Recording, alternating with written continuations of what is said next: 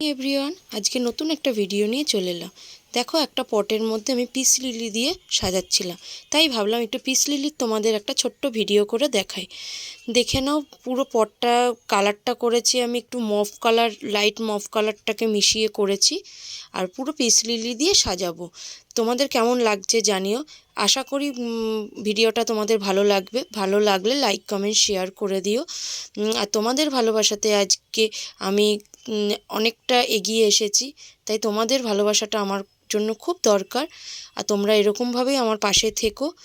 আর কেমন লাগলো জানিও ভিডিওটা, দেখতে থাকো ফুল ভিডিওটা।